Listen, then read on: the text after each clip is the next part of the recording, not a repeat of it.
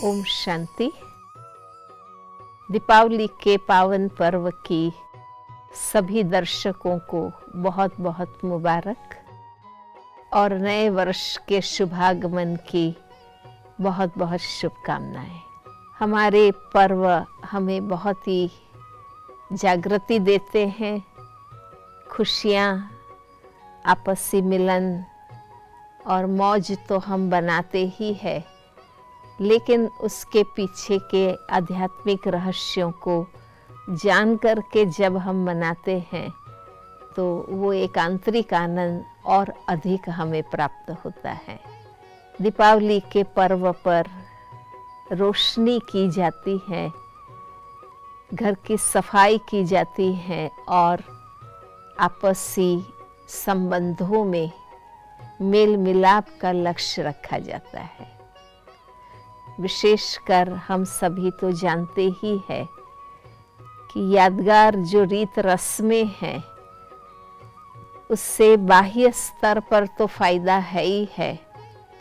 आज दीपावली के निमित्त घर की सफाई होती है, रोशनी की जाती है और नए कपड़े, नई मिठाइयाँ सब कुछ घर में लाया जाता है और आपस में मिलकर खुशी आनंद मनाया जाता है। तो ये जिस रीति से हम मना रहे हैं उस रीति से भी हमें लौकिक और भौतिक दृष्टि से फायदे तो है ही। घर साफ हो जाता है तो सुकून महसूस होता है, रोशनी को देख करके हमें आनंद होता है और हम आपस में मिलकर भी संबंधों में नज़दीकी लाते हैं। लेकिन आध्यात्मिक दृष्टि से जब मनाते हैं साथ साथ तो और अधिक ऊंची प्राप्ति हमें होती है। दिए जलाना माना हम आत्माओं को अपनी ज्ञान ज्योत जलाना है। हम चैतन्य दीपक हैं, परमात्मा आकर के ज्ञान का घृत डालते हैं और हमारी बुझी हुई आत्मज्योत को जगाते हैं। प्रैक्टिकल हम सबका अनुभव भी है कि हम रोज सत्य ज्ञान का प्रकाश प्राप्त करते हैं, परम ज्योति को याद करते हैं और हम उनके सत्य ज्ञान का प्रकाश अपने आप में भरते हैं। तो नॉलेज इज लाइट के हिसाब से हमारे अंदर अवेयरनेस आती है।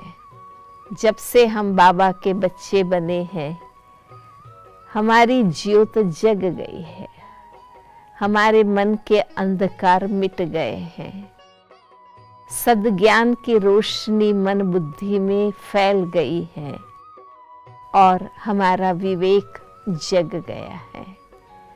आप सब जानते हैं कि हमें कदम कदम पर व्यक्ति को, परिस्थिति को, बातों को परखना होता है। अगर हम सही तरीके से नहीं परखेंगे तो धोखा खाते हैं, हमारा टाइम, एनर्जी वेस्ट होता है। तो जब से हम बाबा के बने हैं, सत्य ज्ञान हमें मिला है, हमारा विवेक जग गया है, तो अब हमें कोई कंफ्यूजन नहीं है, किसी भी बात का भय नहीं है। क्योंकि भय और चिंता अज्ञानता के कारण ज्यादा आते हैं। मूंज तभी होती है जब कोई क्लैरिटी नहीं होती है। पर बाबा ने हमें आदि मध्य अंत का राज बताया है, आलोक परलोक का राज बताया है। और ये संसार का खेल जिन सनातन सत्यों के आधार पर चलता है, उन सनातन सत्यों का ज्ञान हमें मिलता है तो हमारे सारे कंसेप्ट क्लियर हो जाते हैं। हमें कोई मूंज नहीं, किसी से वेरीफाई करने की जरूरत नहीं। जब ईश्वरीय ज्ञान के आधार पर सद्ज्ञान का प्रकाश हो जाता है तो फिर हम यथार्थ परख सकते हैं, यथार्थ रीति हम परिस्थितियों के पूर्व संकेत कैच कर सकते हैं और हमारा विवेक होने के कारण हम खुद ही राइट डिसीजन ले सकते हैं। तो ये एक बहुत बड़ी सद्ज्ञान की प्राप्ति है। आज बाहर के दिए तो जलाते हैं पर अंदर अंधेरा है। हम कौन हैं, किसके बच्चे हैं, कहाँ से आए हैं, किस लिए आए हैं और आखिर हमें क्या करना है, अगर ये बातें स्पष्ट हो जाती है तो फिर हम अपने विवेक से ही जीवन को चला सकते हैं। हमें किसी से राय लेने की आवश्यकता नहीं पड़ती है। हम सहज ही परख सकते हैं और निर्णय कर सकते हैं। बाबा ने सत्य ज्ञान हमें दे दिया है, हम उस पर और गहराई से चिंतन करें, हम एकांत में बैठकर उस पर गौर करें और हम उस ज्ञान को धारण करने का अभ्यास करें। जैसे हमारा अपना स्वरूप भी ज्योति स्वरूप है, हम ये जानते हैं, समझते हैं, फिर भी वो ज्योति स्वरूप हमारा प्रत्यक्ष नहीं है तो लोग अभी भी हमें शरीर की दृष्टि से ही देखते हैं।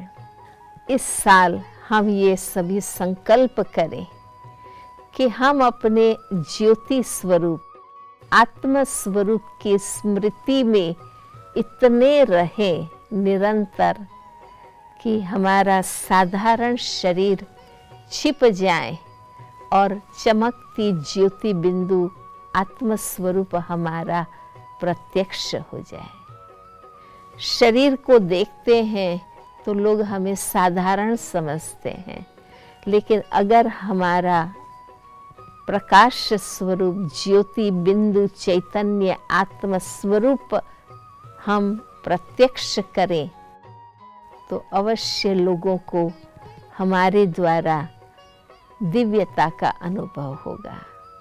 तो एक ये लक्ष्य हम रखें कि साधारण शारीरिक स्वरूप छिप जाए और चमकता ज्योति बिंदु आत्म स्वरूप प्रत्यक्ष हो जाए। इसके लिए हमें बार बार उस स्मृति में रहने का अभ्यास करना होगा, तभी हम दिव्य नजर आएंगे और हमारा जो प्रकाश स्वरूप है, चाहे ज्योति बिंदु स्वरूप, चाहे फरिश्ता स्वरूप, अब हमें धारण करने की ज़रूरत है और इतना अभ्यास करके पक्का निरंतर करना है ताकि लोग अब हमें पुकारे नहीं लेकिन प्रत्यक्ष स्वरूप में अनुभव करें। दीपावली के दिनों में लोग नए अकाउंट के रजिस्टर शुरू करते हैं, पुराने हिसाब किताब के चौपड़ों को समाप्त करते हैं। तो हर आत्मा के अंदर भी कर्मों का हिसाब किताब, कर्मों का जमा और माइनस ऑटोमेटिक नोंद होता रहता है। तो आज भी हमें यही मुरली के महावाक्यों में बताया गया कि आसुरी कर्मों के बंधन के हिसाब को समाप्त करें और सत कर्मों के हिसाब को जमा करें। दुख का कारण हमारे अपने आसुरी कर्म हैं, जो आसुरी संस्कार के रूप में आत्मा में संचित होते हैं। अब जबकि ज्ञान का ये प्रकाश बिंदु हमें प्राप्त है कि हम आत्माएं ओरिजिनली शुद्ध हैं, सत्य है, पवित्र है, तो जब हमारे ओरिजिनल संस्कार तो शांति के, सुख के, आनंद के, प्रेम के हैं, तो क्यों नहीं हम अज्ञान काल में किए हुए पाप कर्मों के फल स्वरूप जो संस्कार हमारे में बने हुए हैं, हम उनको खत्म करें, दिल से ये संस्कार अब हम त्यागें कि हम सत्य ज्ञानी आत्माएं हैं, डायरेक्ट परमात्मा योगी आत्माएं हैं। पवित्रता के श्रेष्ठ व्रत को हमने अपनाया है, हम कर्म से पवित्र है, तो संस्कारों के अंदर क्यों हम गंदगी रखें? क्योंकि जब तक अंदर पति तमो प्रधान संस्कार रहेंगे तो मन में व्यर्थ और नकारात्मक विचारों का तूफान उठता रहेगा।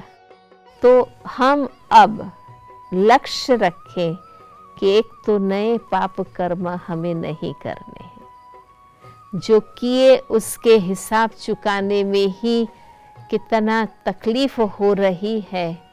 जब जब दुख की बातें आती है तब हमें समझ में आता है कि कितनी भोगनी पड़ती है।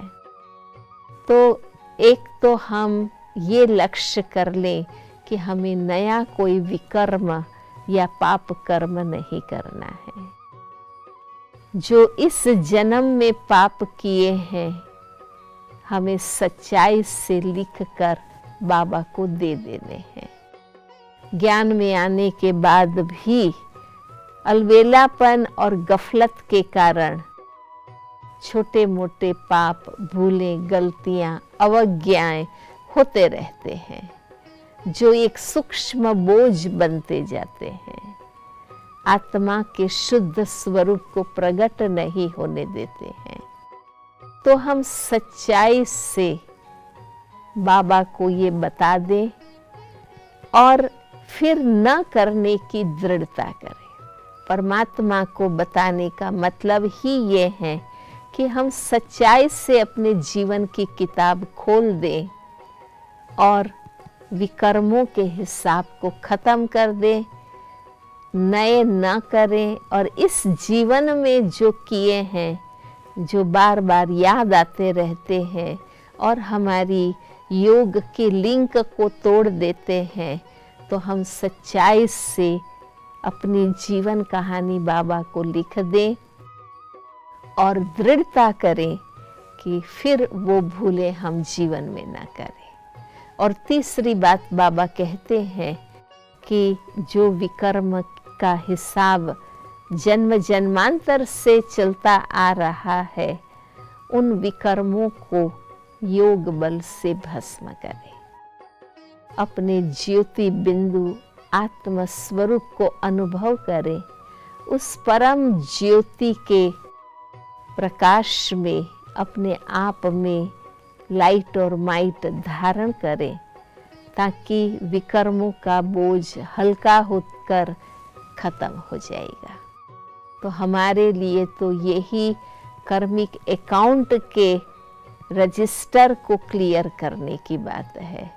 फिर आप देखिए, जब वर्तमान जीवन के कर्म श्रेष्ठ होने लगते हैं और नए विकर्म हम नहीं करते हैं, तो अपने आप हमें हल्कापन आता है और किए विकर्मों के हिसाब चुकाने में भी मदद रहती है, हिम्मत रहती है। तो अपने आप जीवन मीठा, सुखदायी, सुखपूर्ण बन जाता है। क्यों नहीं हम एक दो को सुख दें और सुख लें, शुभ बातें करें और सत्य बातें करें, शुभ भावनाएं रखें और आपसी मिलन का सच्चा आनंद और सुख हम प्राप्त करें। तो ऑटोमेटिक हमारे जीवन में हमें लक्ष्मी का आह्वान नहीं, लक्ष्मी स्वयं समृद्धि, संपत्ति, सुसंस्कारिता के रूप में, यश, कीर्ति और प्रतिष्ठा के रूप में अपने आप हमें प्राप्त होंगी।